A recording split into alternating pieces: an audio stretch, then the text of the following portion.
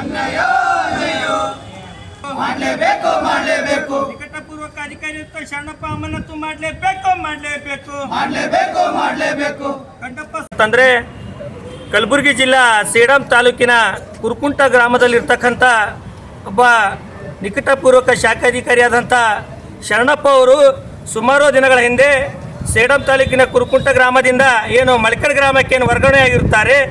ವರ್ಗಾವಣೆ ಆದರೂ ಕೂಡ ಅಲ್ಲಿಯ ಕುರುಕುಂಟ ವ್ಯಾಪ್ತಿಯಲ್ಲಿ ಬೇರೆ ಅಧಿಕಾರಿ ಬಂದರೂ ಕೂಡ ಏನು ಮಳಕಡ್ ಗ್ರಾಮದ ನಿಕಟಪೂರ್ವಕ ಅಧಿಕಾರಿ ಅಂತ ಶರಣಪ್ಪ ಅವರು ತಮ್ಮ ಕರ್ತವ್ಯದ ಮಿತಿ ಮೀರಿ ಏನು ಕುರುಕುಂಟ ಗ್ರಾಮಕ್ಕೆ ಹೋಗಿ ಅಲ್ಲಿಯ ಸ್ಥಳೀಯರನ್ನಪ್ಪ ಏನಂದ್ರೆ ಅವ್ರ ಹತ್ರ ದುಡ್ಡು ಪಡ್ಕೊಂಡೇನಪ್ಪ ಅಂದ್ರೆ ಅವ್ರ ಹೊಲಗಳಲ್ಲಿ ಏನು TC ಕೊಡಿಸುವಂಥ ಕೆಲಸ ಮಾಡಿದ್ದಾರೆ.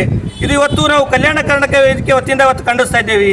ಈ ವಿಷಯವಾಗಿ ಈ ಸೇಡಂ ತಾಲೂಕಿನ ಅಲ್ಲಿ ಜಸ್ಕಾಂ ಅಧಿಕಾರಿಗಳು ಇವನ ಶರಣಪ್ಪ ಮೇಲೇನಪ್ಪ ಅಂದ್ರೆ ಒಂದು ಪ್ರಕರಣ ದಾಖಲೆ ಮಾಡಿ ಅವನಿಗೇನಪ್ಪ ಅಂದ್ರೆ ಸಮಕ್ಷಮವಾಗಿ ಅವನಿಗೆ ತನಿಖೆ ಮಾಡಿದಾಗ ಇಲ್ಲಿಯ ಕಲಬುರಗಿಯ ಜಿಲ್ಲೆಯ ಸರ್ಕಲ್ ಆಫೀಸ್ಗೆ ಏನಪ್ಪ ಅಂದ್ರೆ SC ಅವರಿಗೆ ಏನಪ್ಪ ಅಂದ್ರೆ ಕಂಡಪ್ಪ ಸೋನೆ ಅವರಿಗೆ ಏನಪ್ಪ ಅಂದ್ರೆ ಇವತ್ತು ಸೇಡಂ ತಾಲೂಕು ಅಧಿಕಾರಿಗಳು ಏನಪ್ಪ ಅಂದ್ರೆ ಅವರಿಗೆ ಒಂದು ಲಿಖಿತ ಮುಖಾಂತರ ಏನಪ್ಪ ಅಂದ್ರೆ ಒಂದು ಪತ್ರವನ್ನು ಬರೆದಿರ್ತಾರೆ. ಏನಪ್ಪ ಅಂತಂದರೆ ಈ ಶರಣಪ್ಪ ಏನು ತಮ್ಮ ವ್ಯಾಪ್ತಿಯ ಮೀರಿ ಬೇರೆ ವ್ಯಾಪ್ತಿಗೆ ಹೋಗಿ ಏನಪ್ಪ ಅಂದ್ರೆ ಹಣದ ಆಮಿಷಕ್ಕೆ ಬಿದ್ದು ಇಲ್ಲೇನಪ್ಪ TC ಕೊಡಿಸುವಂಥ ಕೆಲಸ ಮಾಡಿದ್ದು ಸಂಪೂರ್ಣವಾಗಿ ದಾಖಲಾತಿ ಇದ್ದರೂ ಕೂಡ ಕಲಬುರಗಿಯ SC ಏನಪ್ಪ ಅಂದ್ರೆ ಕಂಡಪ್ಪ ಸೋನೆ ಏನಂದರೆ ಸುಮಾರು 3 ರಿಂದ 5 ಲಕ್ಷ ರೂಪಾಯಿ ಹಣ ಪಡ್ಕೊಂಡು ಈ ಏನಪ್ಪ ಅಂದ್ರೆ ಶರಣಪ್ಪಗೆ ಏನಪ್ಪ ಅಂದ್ರೆ ಉಳಿಸುವಂಥ ಕೆಲಸ ಮಾಡಿದ್ದಾನೆ.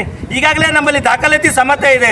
ಸೇಡಂ ಜಸ್ಕಾಂ ಅಧಿಕಾರಿ ಏನಪ್ಪ ಅಂದ್ರೆ ಏನಪ್ಪ ದಾಖಲಾತಿ ಸಮೇತ ಕೊಟ್ಟರು ಕೂಡ ಯಾವುದೇ ಒಂದು ಕ್ರಮ ಕೈಗೊಳ್ತಾ ಇಲ್ಲ. ಈಗ ಕಂಡಪ್ಪ ಸೋನೆ ಏನಪ್ಪ ನಾನು ಫೋನಿನ ಮುಖಾಂತರ ಕರೆ ಮಾಡಿದಾಗ ಇದಕ್ಕೆ ಭಾಳಷ್ಟು ಟೈಮ್ ಬೇಕು ಅಂತ ಹೇಳಿದ್ದಾರೆ. ಅದು ಕೂಡ ನಮ್ಮ ಹತ್ರ ಆಡಿಯೋ ಸಂಭಾಷಣೆ ರೆಕಾರ್ಡಿಂಗ್ ಕೂಡ ಇದೆ.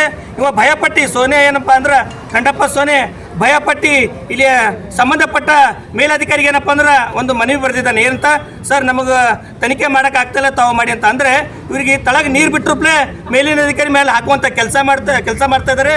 ಕೂಡಲೇ ಏನಪ್ಪ ಅಂದ್ರೆ ಕುರುಕುಂಟ ವ್ಯಾಪ್ತಿಯಲ್ಲಿ ಇರ್ತಕ್ಕಂಥ ಏನು ಶರಣಪ್ಪನನ್ನು ಅಮಾನತು ಮಾಡಬೇಕು. ಅದೇ ರೀತಿ ಕಂಡಪ್ಪ ಸೋನೆ SC ಇವನು ಕೂಡ ಕುಮ್ಮಕ್ಕು ನೀಡಿರ್ತಾನೆ, ಇವನಿಗೂ ಕೂಡ ಅಮಾನತು ಮಾಡಬೇಕು. ಒಂದು ವೇಳೆ ಒಂದು ವಾರದೊಳಗೆ ಏನು ಅಮಾನತು ಮಾಡದೇ ಇದ್ದಲ್ಲಿ ನಾವು ವಿನೂತನವಾಗಿ ನಿಮ್ಮ ಕಚೇರಿಯ ಮುಂದೆ ಏನಪ್ಪ ಅಂದ್ರೆ ಸತತವಾಗಿ ನಾವು ಪ್ರತಿಭಟನೆ ಮಾಡ್ತೀವಿ ಅಂತ ಈ ಮಾಧ್ಯಮದ ಮುಖಾಂತರ ಹೇಳಕ್ಕೆ ಇಷ್ಟಪಡ್ತಾ ಇದ್ದೇನೆ.